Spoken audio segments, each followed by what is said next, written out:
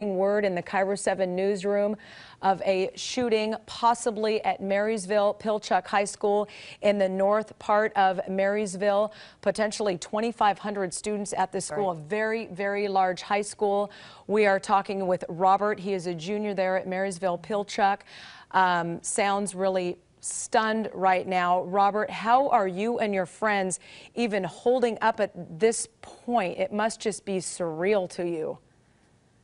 Well, it's really crazy to think that this situation happened today at my school, because I would have never pictured this happening. And I am just really surprised right now, but just to know that the guy who is shooting people is off campus right now is good. I'm sorry, you said the student who's responsible is what? To know that the guy that was responsible for the shooting is off campus is a relief. That you are relieved to hear that you believe that he has been detained in some way. Yeah. Okay. Robert, we can certainly hear in your voice just in the last couple of minutes as we've been talking to you, it seems like the shock and the gravity of this situation is kind of settling in a little bit. How many students are in there with you, and how many staff in the room that you're in? There was one parent, one teacher, and around 40 kids. About 40 kids, okay. And this wasn't your lunchtime, or it was your lunchtime, you just happened to not be in the cafeteria and you dove into a class? Or what did you do when you first heard, oh my gosh, shots were fired? What did you physically do? It was my lunchtime, but because like the food is disgusting, me and my friends decided to walk around instead of going to lunch and eating, because since it's just a half day, it wasn't going to be that long anyways. So we were walking around, and I first thought it was a fire until everyone was rushing into classrooms, locking the doors. And then when me and my friends got in the classroom and we were asking people what happened, is when I figured out what happened. Wow. Well, at least it sounds like there was good reaction there on the part of staff and students in getting you into lockdown quickly. Robert, I just want to remind people who are just joining us right now, because they have seen basically what's been happening maybe on social media and Twitter and so forth, that at about 10:45 this morning, someone opened fire at Marysville Pilchuck High School. There's been a lot of confusion since then, but we have gotten confirmed that there are 3 victims with gunshot wounds, at least 1 to the head. What Robert is telling us right now is that he has heard that one of the people shot may be the gunman himself. We are still waiting to get that confirmed right now. We also know that they are being taken to local hospitals. At this point, no one is being taken on to Harborview Medical Center, which is the trauma center here in Seattle. Those 3, though, are still at local hospitals at this point. And Robert, thank you so much for joining us. We want to talk now to Dwayne Cadell. He is a junior at Marysville Pilchuck High School. Dwayne, how are you doing, and what can you tell us about this? Miss, I am so scared. I can't believe out of how many high schools there are in this world that this happened at our high school. But I had just gone into the lunchroom. I grabbed my lunch, and as I was walking out, I was no more than about 15 feet away when I heard four like that, you know, and I was thinking like someone was like kicking the door or something. And then after like a little couple seconds after, I heard that, and I seen everybody running out like, go, it's the gun, it's the gun. And so I started running. I mean, I've never had nothing like this ever happen before in my life, and it was just very, very, very nerve-wracking. Oh my gosh, Dwayne, I am so sorry you are going through this. And as you said, right here in our neck of the woods, we see these stories from across the nation, and that it's happening right here at Marysville Pilchuck High School. Now, without naming names at all, did you see the gunman, and do you know that person, and what can you tell us about him? Well, I didn't quite see the gunman, but I seen like you know, like when guns shoot, like the sparks you could see. I seen that, and I didn't get a description because I took off running. It was very scary. I didn't know what to do but run. Well, we're glad you did run, Dwayne. Can you tell us before the shots or during, after anything, did you hear anybody say anything that indicated what was going on? I did not hear anything like that, and I can't imagine what would drive someone to do this.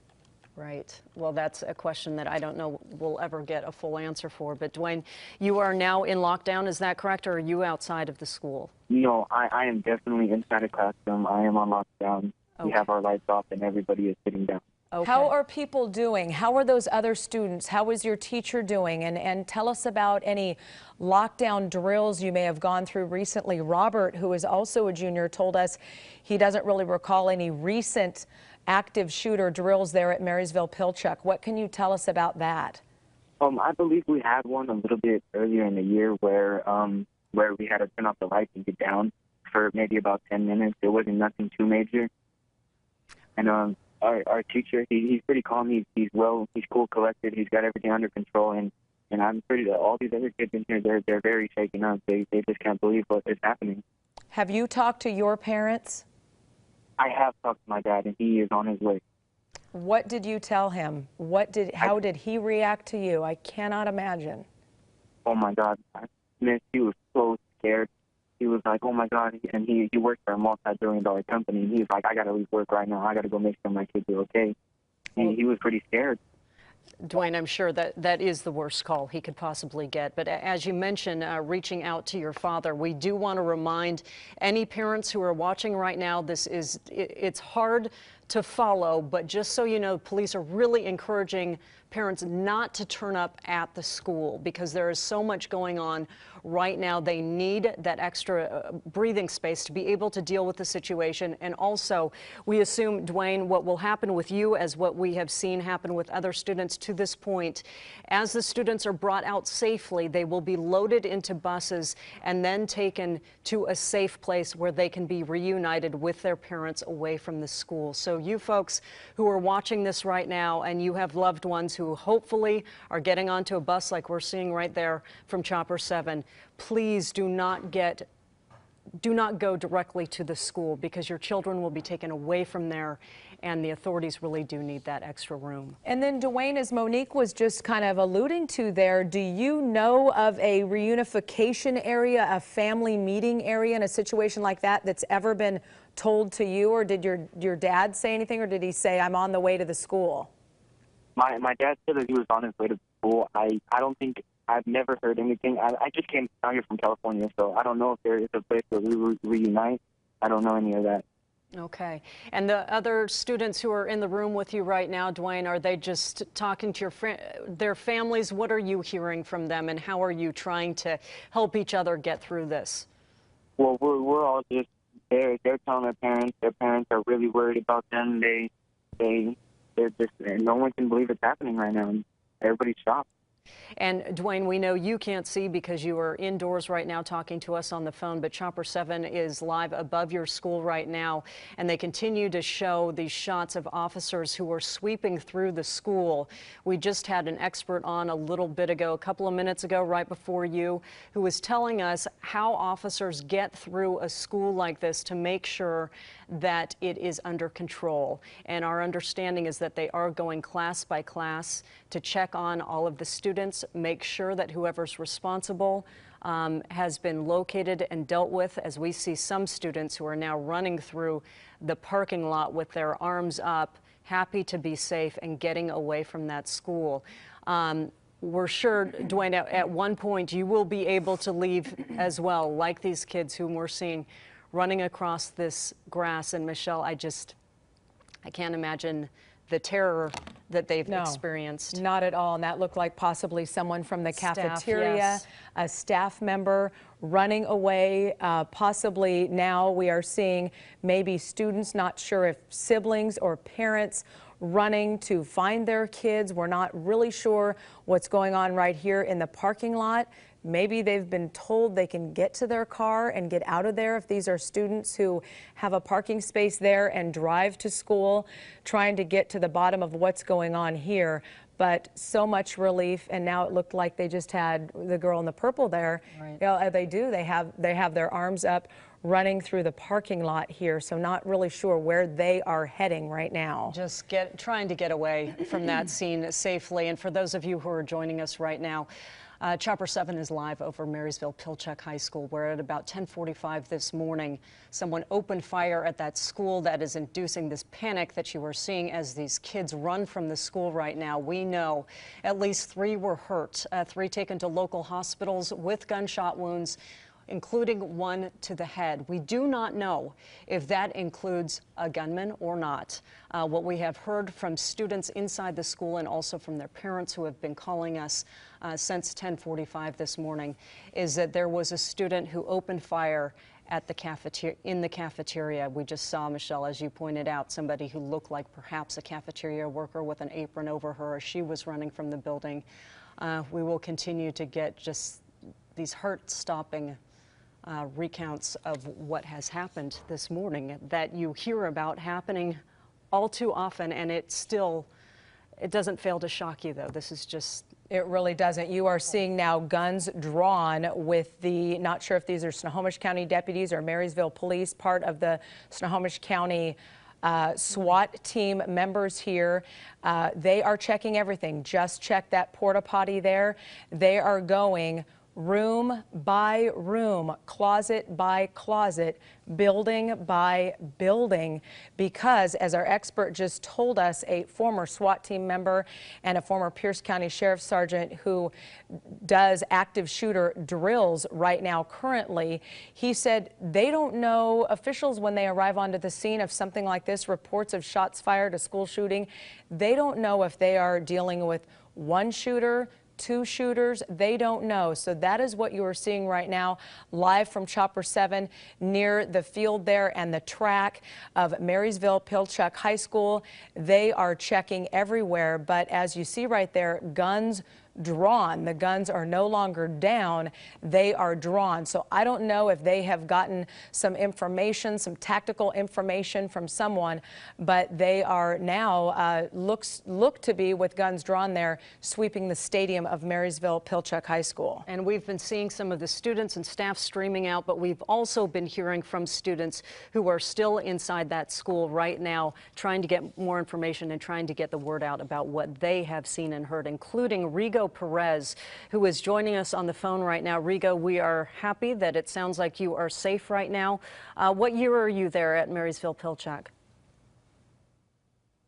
Sorry, what was the question again? What are you, a junior or senior? What are you? I'm a senior right now at Marysville-Pilchuck. Rigo, tell us where you are and what you have seen so far today. We just got evacuated by the police You did get to a evacuated. church nearby, MP. Wonderful. So And you go ahead. And what I saw. Did you see a gunman, Rigo? I did not see the gunman. So Rigo, when you were locked down, what classroom was that you were in, and then when did you get, and who came in to tell you you're good to go, and you guys got out of there and got to, I believe you said, a church nearby? Yeah. Who came in and told you that and got you guys out of there? We were I was in the student store, and the student store was right next to the cafeteria. So we were just working, doing our business, selling things. And then just out of nowhere, we didn't even think about it. Just out of nowhere, we heard a shooting. And then we didn't think it was nothing. We just thought it was just like somebody throwing down something. But then we saw everybody just start running out of nowhere. And then we knew automatically that someone was shooting a gun. And what did you do? Or if he was just fooling around with it. We didn't know, but right when we heard that, we ran right into the back office of Miss Miller's room. Mr. Hill helped us with getting all safe. And then how did police eventually come through that office and tell you that it was okay to leave? Yes, they did. They came knocking in saying that, yeah, they were the police, and it was okay to come outside. And Rigo, what are you feeling right now, and what are you seeing from the other students? Is it more like just get out of here and cannot believe in like a state of disbelief here? It's exactly what it is, because you never expect it to be your school where there's a random shooting. Yeah, and then We're sorry just that it is, makes you Rigo. think about it. That these kids, they were just thinking about just going home, going to school, just doing their work, and then going home and just being another normal day, and then just out of nowhere there's shooting. Right. And Rigo, you told us you were a senior there. So have you been there at Yeah. Marysville all 4 years? This is my third year. I went to Marysville Guest for my first year. Okay, so do you guys have, we've asked a couple other students who've been on the phone, can you recall the last time you had an active shooter drill there? Is it talked about a lot when these unfortunately happen at other schools across the nation? Is it talked about? Do you and your friends know, hey, if this happens, here's what we're doing? Or kind of what happened? Kind of walk me through that, what was going through your mind?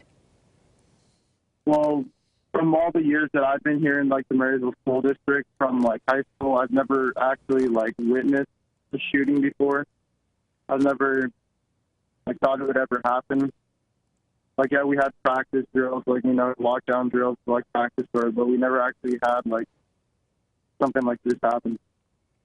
Now, Rigo, you were just saying that you were brought by bus to a church, and we have been hearing from police. They have been asking parents like yours to stay away from the school. We're just hearing now that it looks like the church that you are at right now is the reunion center, if you will, on 116th Street Northeast and 51st Avenue Northeast. Is that where you are right now at that church? Yes, I believe so. That is where police are asking parents to go instead of the high school. Again, that's 116th Street Northeast and 51st Avenue Northeast, where, Rigo, we are very happy that you have gotten there and that you're okay. You were mentioning that you are a senior. You're one of the older kids there on the campus. How have you been trying to help out some of the younger kids kind of stay calm and get their wits about them? Rigo, what's happening there right now? We're trying to get in order and we're in a group right now. And we have I think I'm Chopper gonna have to 7 go. over that church. Okay, we want to let you go. Stay safe, and thank you for calling in here to Cairo 7. We heard some